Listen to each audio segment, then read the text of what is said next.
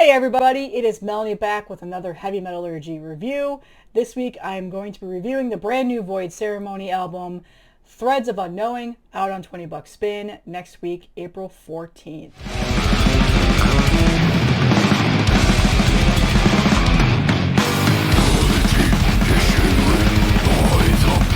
This is their second full-length album. Super excited when I saw that this was being released. Their first full length was also put out on 20 Bucks Spin back in 2020, and that was titled The Entropic Reflections Continuum Dimensional Unravel. Death metal in their titles. That was a very good album. I remember when that came out, I really enjoyed it. I had never heard this band before. It definitely put them on the radar for me, and so I was very excited when I saw that they were releasing a new album this year. I was not planning on doing another 20 Bucks Spin review for a while. They've been pumping out a lot of music lately. My last review on this channel was the new Alter albums, also out on 20 Bucks Spin.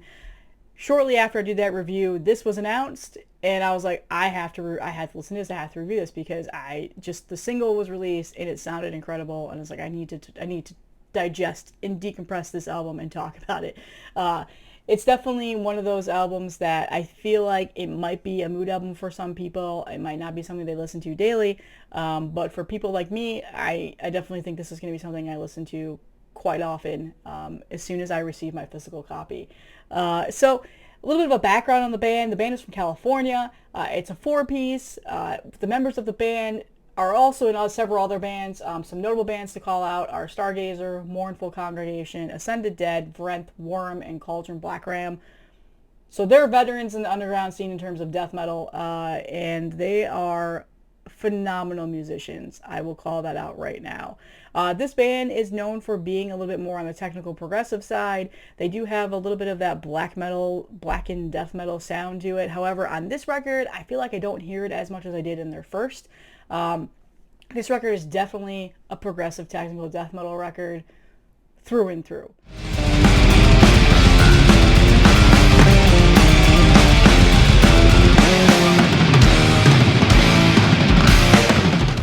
And so if you're not into technical death metal, if you're not into like the more progressive side of death metal, this might be a hit or miss album for you, just calling that out.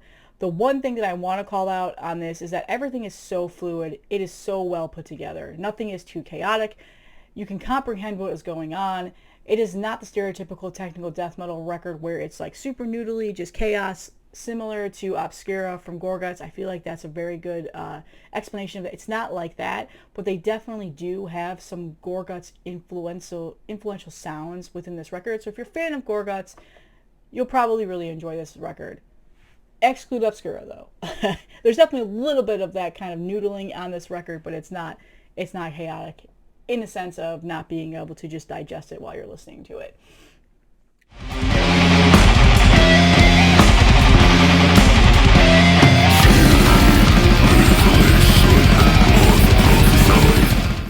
So let's go ahead and get started. One thing to call out is the album artwork is spectacular. The album artist is Juanjo Castellano. I probably butchered that. I am terribly sorry. That immediately drew me in regards to just judging by the cover. I had to listen to it. I love the purple colors of it, so I always try to call out the artwork on these albums, and it's simply fantastic. There are several things about this record that I need to call out that I just want to talk about. I'm dying to talk about because I've been listening to it for several weeks now, and it is that bass. The bass player on this record is phenomenal. Damon Good is the bassist of this band. He plays a fretless bass on a couple of songs as well as a fretted bass. Heavily reminds me of Steve DiGiorgio, Autopsy. You guys know who that is, right? And I can't get that out of my head. Just that is what carries with me with this album. It's just the incredible bass lines. It's not buried in the mix. It oftentimes is the main focal point of the songs. There are bass solos. They don't neglect the bass on this album. So if you're a bass player, you'll appreciate that.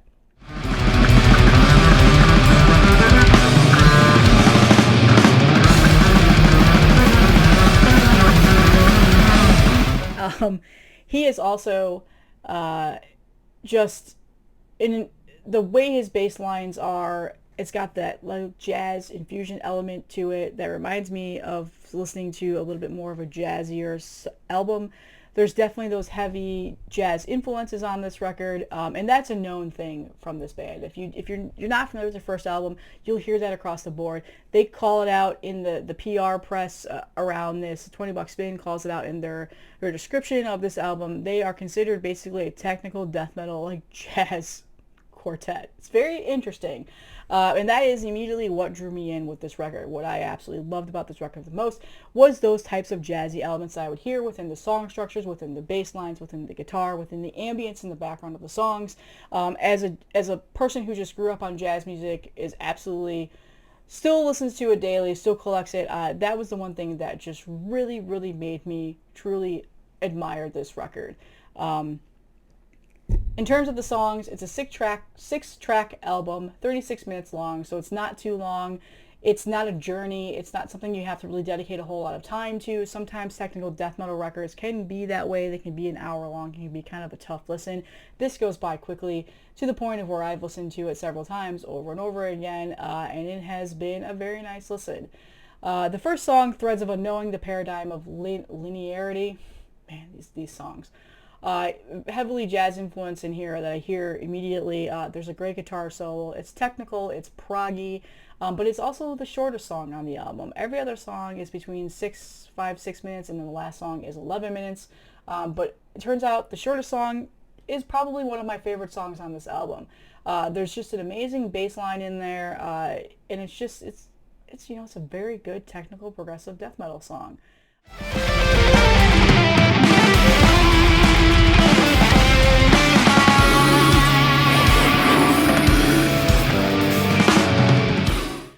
The vocal style is in that whisper, lower growl type of vocal. Reminds me a tiny bit of Luke LeMay's Gorguts here and there. I definitely hear a lot of that. And I don't really have anything negative to say about the vocals. I love them. They don't deter me from the album at all. I think they mix well with the rest of the songs and with the band and with the type of music that they're playing. In the Facet of Time is probably one of my favorite songs. Is this the single that they put out? It might have been. It's just a very technical death metal song. It's got chaotic drumming in an organized fashion. Like I said, it's not super chaotic to where you just cannot digest it within your ears. The bass riffs, again, focal point on this song, and then another phenomenal guitar solo. Heavily hear the jazz influences on here, and this song mostly reminds me of Gorguts. So if you're a fan of Gorguts, you're probably going to really like this album. It's got a very ominous and dark synth sound towards the end of the song. Like, that's how the song ends, and it's phenomenal. That's about the only real ambience on the album. There's definitely some of it in some of the songs in the background, but it's not super proggy ambience that you would expect within a progressive type of record.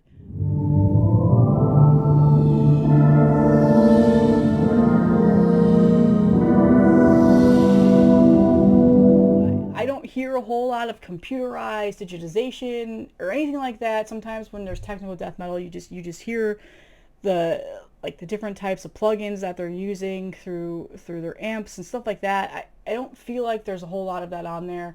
There's definitely a little bit more of that raw, organic sounding in recording.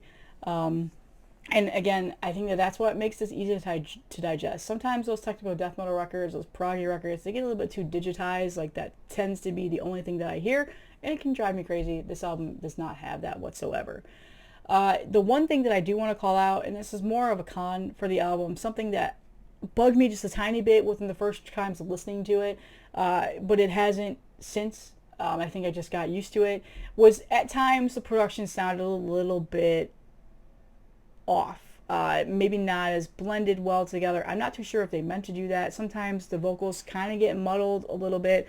Other times the guitar solos are so loud and you can't really hear much else that's going on in the background. And other times, again, that bass is the main focal point. So the mixing is kind of strange on here. The production sound is a little bit off to me. I don't know if it's just my ears, maybe it's my headphones, maybe it's because I was listening to it digitally, and sometimes digitally throws you off compared to actually putting the actual physical record on your platter. I'm not too sure.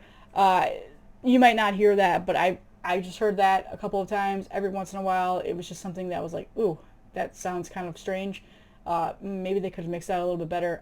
I'm not like a pro in terms of recording or anything like that, but it's just something that I noticed, and that's probably the only negative thing that I'd have to say about this record, with the exception of it being a little bit short. 36 minutes is a pretty short album in my opinion. I would have liked to have it be a little bit longer, and that is simply just because I was getting into it. I was jamming out to it. I really liked the album, and then it ends, and I'm like, no, okay, probably could have added maybe another song in here. Uh, those are really the only negatives that I have to say on the album. The one thing that I do love, though, that they did, and I think they did really well, sometimes people can, say these are filler songs. I don't feel like it's a filler song. I feel like it fits in really well with the rest of the album.